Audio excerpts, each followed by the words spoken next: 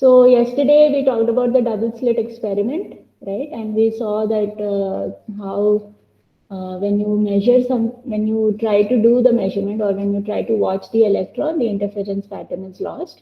But when you're not watching it, you are retaining the interference pattern, which means that when you're watching it, the photon which is used to watch it is disturbing the electron enough. So it is changing the momentum enough that the interference pattern is completely lost. Okay, and so that led us to the Heisenberg uncertainty principle, right, where we talked about delta x into delta px will be greater than or equal to h cross by 2. And from there, we also looked at what is the principle of linear superposition. So basically, it means that if you have two waves, then the principle of linear superposition states that your wave function will be a linear combination of the two wave functions. So in the case of the double slit experiment, our wave function is a linear combination of psi1 plus psi2. So this is what I mean by linear superposition. And of course, if you make a measurement, then it goes to one of the states. But if you do not make a measurement, then it remains in then it is always a linear superposition of the two wave functions. Okay, so from there, yeah, I've already told you about the Heisenberg uncertainty principle. So now we move on to, I think this homework problem you can solve now using the uncertainty principle. So now we'll move on to what is the interpretation, physical interpretation of the wave function psi. So we now know that psi square, right, modulus psi whole square is actually the intensity of the wave. And in 1927, Born interpreted this psi square as the probability density. So if this is the probability density, then if you multiply it with the dq bar, right, which is a volume element, then this becomes the probability, right? So what is this probability? This is the probability of finding a particle at time t in the volume element dq bar located between r and r plus dr. Okay, this is what we mean by psi square dq bar. This is the probability of finding a particle at time t in the volume element located between r and r plus dr. So basically within a small distance dr. Okay. So obviously this is the probability, right? And this is the probability. So this is dp actually. So if you integrate this dp over all space, you should get 1, right? Which means if this is the probability and you total the probability, you total all the probabilities, you should get 1, right? That we know from just the basics of probability. So if we should get 1, it means that the particle should be somewhere in space, right? Because we are integrating over all space. So it should be somewhere in space, right? So if we integrate dpr, we should get total probability is equal to 1, which means what we are doing is we are integrating this psi square dq bar over all space. And this should give us 1. Okay. And obviously, if this is the probability, and if this alone, if this alone is probability density, then the probability density has units of length power minus 3, right? That's just from, you can just deduce it from this element. Because probability should be unitless. So psi square should have units of length power minus 3, right? Because d cube has a unit of length cube. All right. So if you integrate this function over all space, you should get 1 because the particle needs to be somewhere in space. And so if you integrate over all space, you should get a total of 1. So this property is very useful even when you are finding out what is the prefactor of the wave function. Okay. So for an example, let's say this is our wave function. Wave function is defined by psi equals a into e power minus ax square. Now we don't know what a is, okay? But the easiest way to find a is we know that psi square dx integrated over all space should give you 1. So we can use that property to find what A is. So this is called the normalization constant also. Okay, because this is determined by integrating psi square over all space. So how do we do that? So we know that dp over all space is 1, which means psi square dx. Okay, I think, psi square dx over all space. All space here, it means in the x direction, what is all space? It just means minus infinity to plus infinity. This has to be equal to 1. So you just have to find what psi square is. So if psi is given by this, then psi square will be a square into e power minus 2ax square. That's what we have written here. So psi square is this function. Now you integrate it over from minus infinity to, there should be a dx here. Don't forget the dx, I have missed it. So there should be a dx here because you're integrating over the dx element. Into dx should be equal to 1. So now if you integrate it, right, you can take a outside, a square outside, because this is just a constant. It is not dependent on x. And you have to integrate this function from minus infinity to plus infinity, it will be 1. Now this type of integral, this is the Gaussian integral, it has a standard formula. The standard formula is e power minus pz square dz from minus infinity to plus infinity gives you root of pi by p. So this is the standard formula. So you can use this formula and substitute it here. You will get a square into root of pi by 2a is equal to 1. So a square, so a you can finally get to be 2a by pi whole power 1 by 4. So finally you know that this wave function is given by 2a by pi power 1 by 4 into e power minus ax square.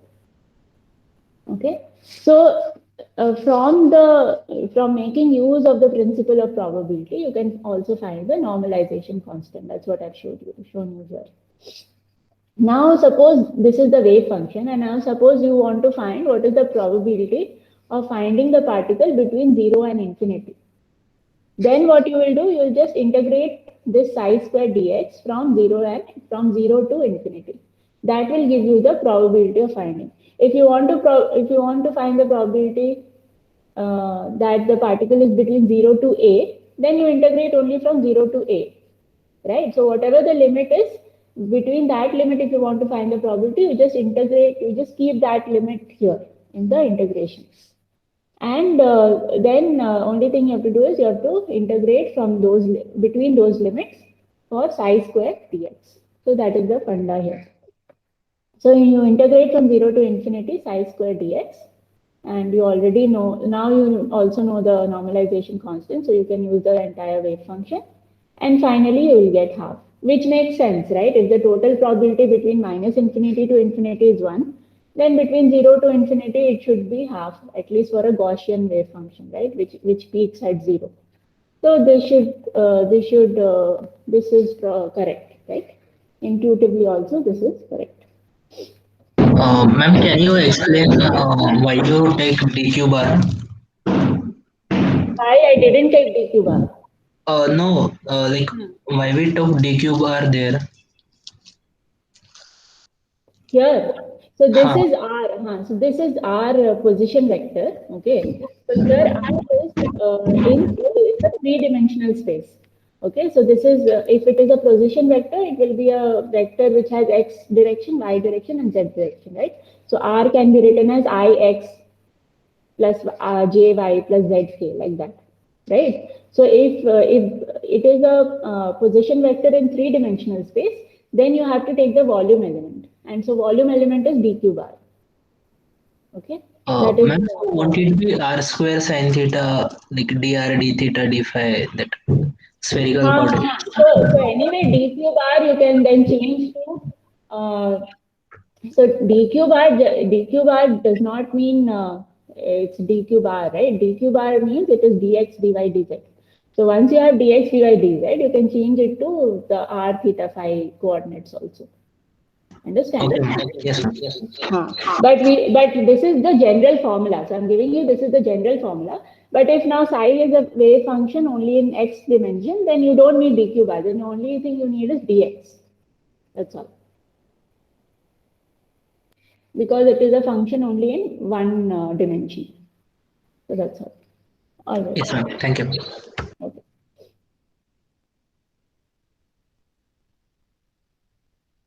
So where were we? Okay, so I think this one you have understood how to normalize it. So I've just shown you an example. Now I think you can do this homework problem. So a one particle, one dimensional system has wave function psi given by a into e power minus mod x by a at t equal to 0, where a is 1 nanometer. At t equal to 0, the particle's position is measured. So first part is find a such that psi is normalized. So and then write psi in its normalized form. So that I think you can find now. You just have to square it and integrate it over all space. Then B, find the probability that the measured value lies between x equal to 1.5 nanometer and x equal to 1.5001 nanometer. And C, find the probability that the measured value is between x equal to 0 and x equal to 2 nanometer. So now you know how to use these limits and find the probability, right? And second question is, so this is with respect to a double slit experiment.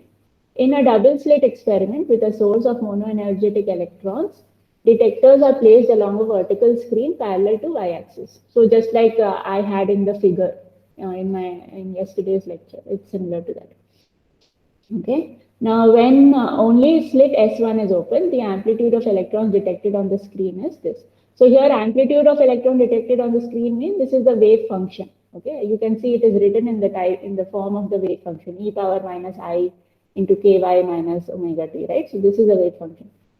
When the other slit is open, amplitude detected is this. So this is the other wave function.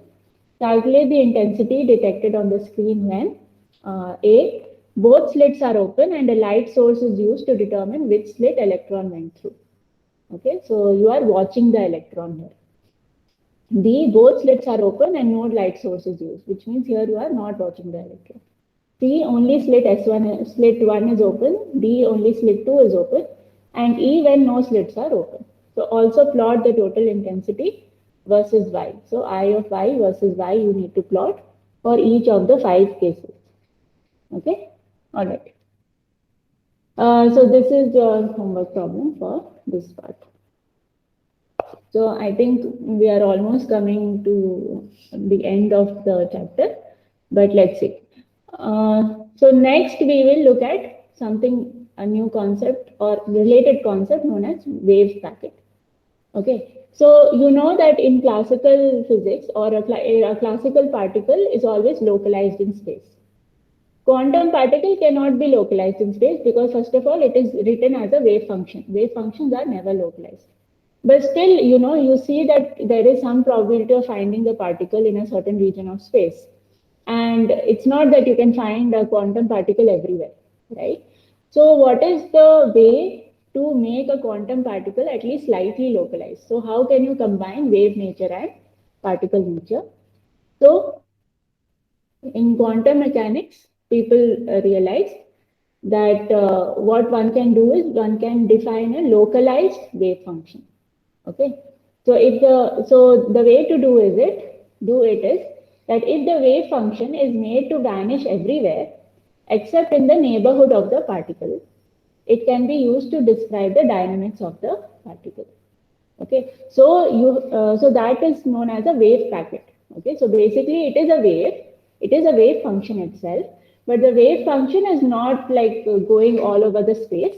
It is localized wave function, which means that it is the amplitude is not zero in a small region, but it is zero everywhere else. Okay. So a particle that is localized in a certain region of space can be described by a matter wave whose amplitude is large in that region but is zero outside it. This matter wave must then be localized around the region of space within which the particle is confined. So instead of stating that the particle is at this point, you say that the particle is within this region. Okay. And if it is within this region, then everywhere outside that region, the probability of finding the particle should be zero, right? So psi square should be zero outside that region, but within the region, psi square should be some finite quantity. Okay, so a localized wave function is called a wave packet. So what is a wave packet actually? How can you make, right? A wave function is in general, it is not localized in space, right? So it is spread out everywhere. So how can you make a wave packet from a wave function? The way to make a wave packet from a wave function is to take a group of waves and all with slightly different wavelengths, but keep the phase and amplitude right, such that they will interfere constructively in that small region of space, but everywhere else outside that region, they will interfere destructively. So they will cancel each other out outside that region, but within the small region, they will constructively interfere, and your amplitude is going to increase, right? Your intensity of profile will increase in that region. Okay, so wave packet represents a unifying mathematical tool that embodies both particle-like and wave-like behavior. Okay, so this kind of makes sense. All right. So what we mean by a localized wave packet? Obviously, wave packet is a localized entity. So what we mean by it? Okay. So we can construct a localized wave packet by superposing in the same region waves of different lambda, but with phi and amplitude chosen such that they interfere constructively in desired region and destructively elsewhere. So how can we define such a wave packet? So we need to define a group of waves. Okay, so the way to define a group of waves would be to write the wave packet in terms of the Fourier transform like formula of the amplitude of the wave packet. So what you're doing is, so this is similar to the wave function, but slightly different. So psi of x comma t, if this is the wave packet, it is written by 1 by root of 2 pi. So you're taking the Fourier transform of phi of k, essentially, or in this case, the inverse Fourier transform. So, but you are using the Fourier transform definitions. So you are, so obviously in a Fourier transform, what happens? You have a function phi of k, and then you do e power I kx. But because this is also in time, so you have to do e power I kx minus omega t, and then integrate over dk from minus infinity to plus infinity. And phi of k is known as the amplitude of the wave packet. Okay. All right. So at time t equal to 0, obviously you can set this time t equal to 0. And if you set t equal to 0, this part becomes 0. So all you are left with is 1 by root of 2 pi minus infinity to infinity integration of phi of k into e power I kx dk. So this is known as your psi 0 of x. So wave packet at time equal to 0. Now to get phi of k, which is the amplitude of the wave packet. So to get phi of k, you can just take the Fourier transform of psi 0 of x. So that will simply be 1 by root of 2 pi minus infinity to infinity psi 0 of x into e power minus I kx dx. So from this, obviously you can see that psi 0 of x and phi of k have some kind of a reciprocal relationship. So you can always use Fourier transform to get one from the other, right? Now let's see whether psi 0 of x indeed has a property of localization.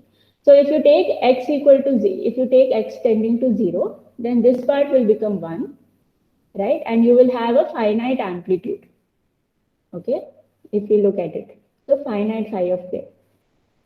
But if you take x far away from 0, then this part will lead to very quick oscillations, okay? Very violent and quick oscillations. And so because there are so many oscillations, the oscillations will cancel each other out. And very far from x equal to 0, the oscillations will cancel each other out, which means the wave functions will interfere destructively. And so in that region, your psi square will become 0, right? Your intensity will become 0. So that's what it means.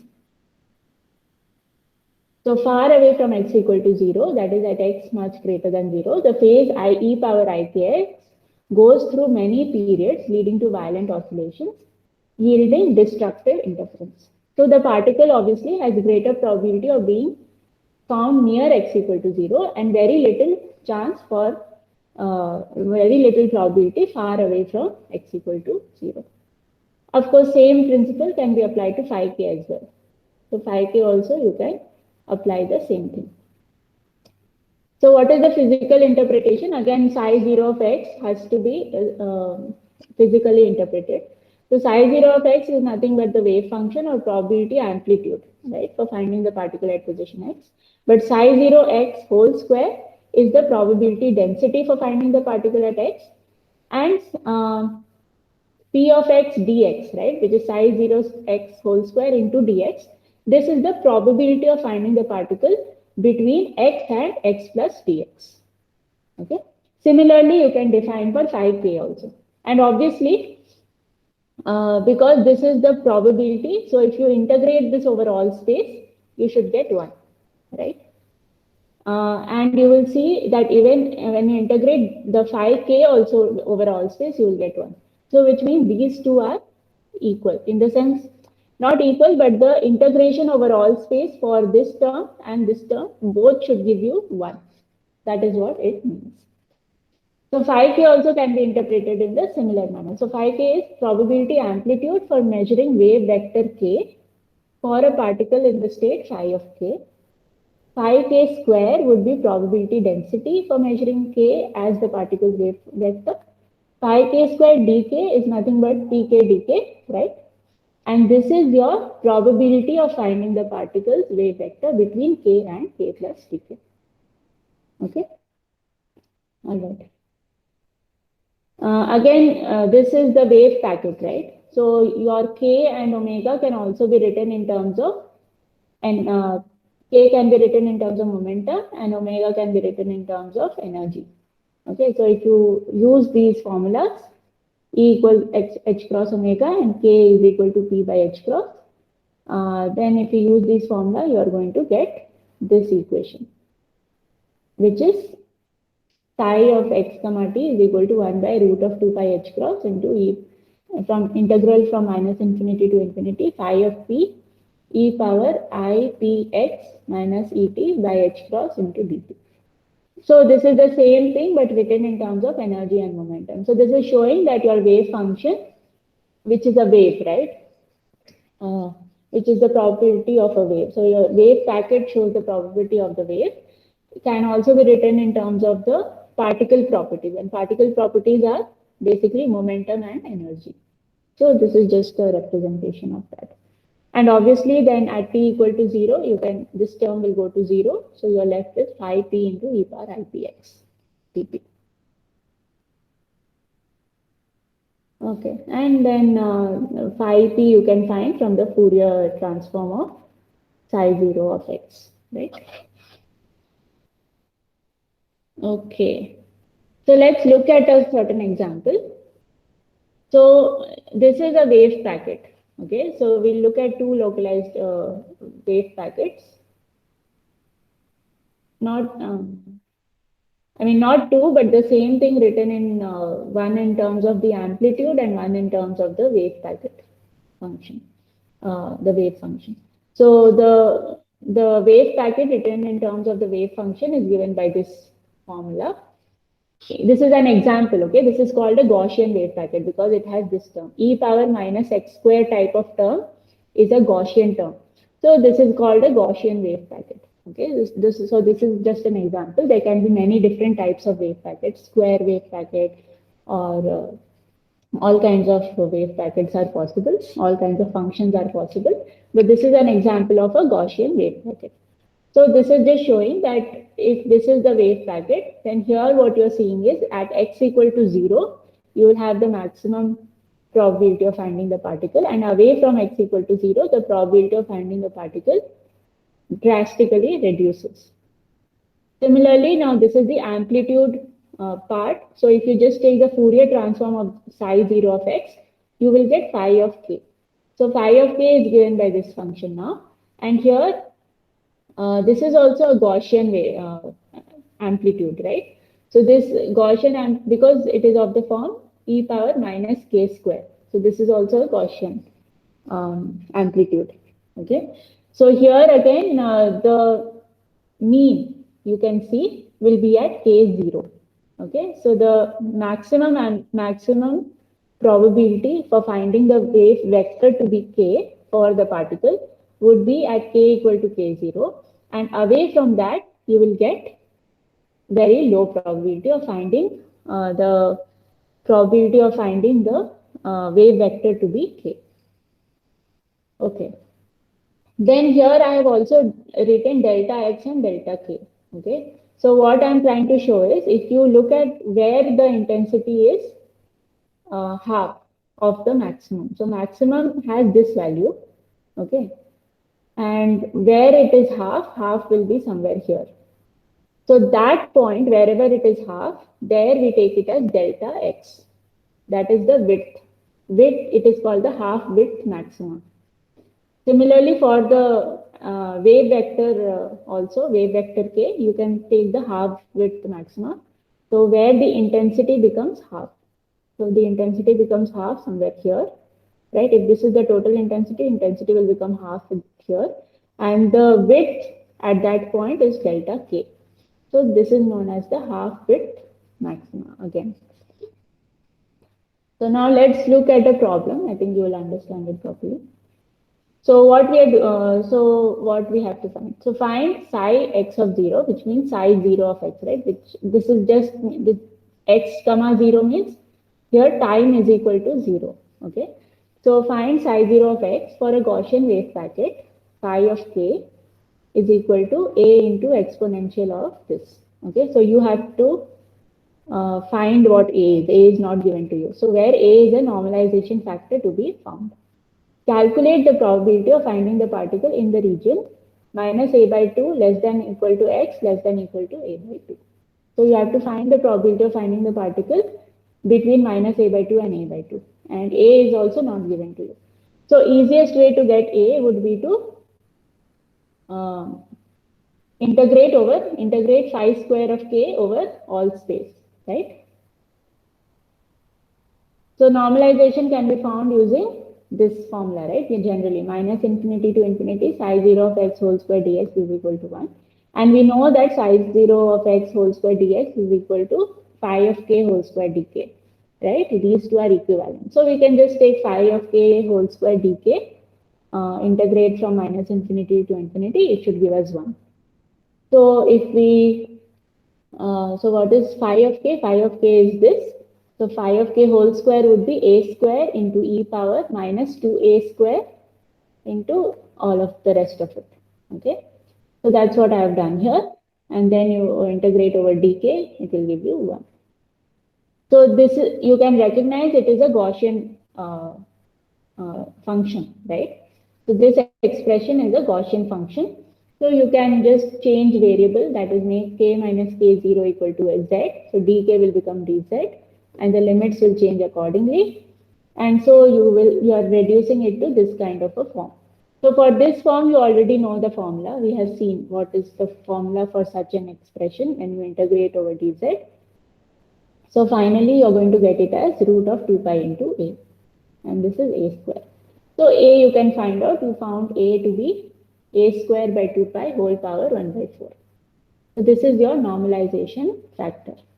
So your phi of k can be written in this form. So now that you have phi of k, you need to find what is psi 0 of x. So psi 0 of x can be found just by using Fourier transform of phi of k. Very simple. So you just take Fourier transform of phi of k. Okay.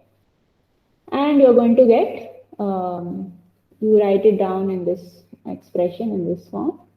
And then again, you have to do some change of variables. Okay, so the change, because here you can again see that this is in terms of a Gaussian type of thing. So if you change variables, so basically, first of all, you have to complete the square. I think this exercise I'm not going to explain in detail, but you can try it out. Okay, and if you have any doubt, you can let me know and I can explain again. But the point is how to do this integration. Okay, so this integration can be done if you complete the squares of the exponential part. So the exponential part has this entire thing, minus a square by 4, k minus k square whole square, k minus k0 whole square, plus ikx. So this is your exponential part that is there in it. And now you have to add plus and minus x square by a square, and you will be able to get it in this form. So then again, you apply change of variables, you will finally get it in the form of a Gaussian, integration of a Gaussian again. and then you apply the formula, and finally you will get the wave function. So this wave packet psi 0 of x is given by 2 by pi a square whole power 1 by 4 e power minus x square by a square into e power I k 0 x. Okay, so this is your psi 0 of x, but now you have to also find the probability of finding the particle between minus a by 2 and plus a by 2. So you just integrate psi 0 of x whole square dx from minus a by 2 to plus a by 2. And again, this turns out to be a standard integration. It turns out to be some error function and all, and you can approximate it to 2 by 3. So I want you to do this problem yourself and check, okay? That way you will understand it much better. That way you will also get refreshed how to take, Fourier transform and all, which you have learned in the previous semester. And then you will also remember, like recall everything and do the integration. So it will give you some practice, okay? So all the entire solution is given here, but if you practice it once yourself, I think you will understand it better. Okay? So here, this way you can find the probabilities of finding any particle anywhere. Now we also need to look at what is wave packet and uncertainty relation. So I've already told you that the width of the wave packet and width of its amplitude, right? So psi 0 of x and phi of k, they are in a reciprocal relation with each other. That's why you can take Fourier transform and get from one to the other, right? This means that the width in x and k spaces have a reciprocal relationship. Right, that's why you can take, if you take Fourier transform in the x space, you get in terms of k. If you take Fourier transform in the k space, you get in terms of x, right? It is a reciprocal relationship. So let's use a Gaussian wave packet to illustrate how x and k spaces have a reciprocal relationship. So we'll use the same example that we just solved just now. So for a Gaussian wave packet, psi 0 of x is centered around x equal to 0. And phi of k is centered around k equal to 0. So I already explained to you what is half width. Half width corresponds to half maxima of psi 0 of x whole square. And this delta k will correspond to half maxima of phi of k whole square. Okay. Which means what is the width, what is the delta x or the delta k? When you go from highest intensity to half the intensity. That is what I mean by delta x and delta k. So these are called half widths. So if these are half widths, then the ratio between the two wave functions, right, or the ratio between the two intensity profiles or the probability should be e power minus half. Okay, because these are half. So these are half widths, so it should be e power minus half. So this is established because of the fact that these are delta x and delta k are half widths. Okay, so ratio between psi 0 of plus or minus delta x whole square by psi 0 of 0 whole square. So at 0, intensity is maximum. So this is equal to e power minus half. And similarly, phi of k0 plus or minus delta k whole square by phi of k0 whole square is e power minus half. So these 2 points are established. So now what you have to do, you have to find what are these. You have to find what is psi 0 of plus or minus delta x. You have to find what is psi 0 of 0. You have to find phi of this term and this term. Once you find all this, then you just substitute in these two equations and you will get the answer.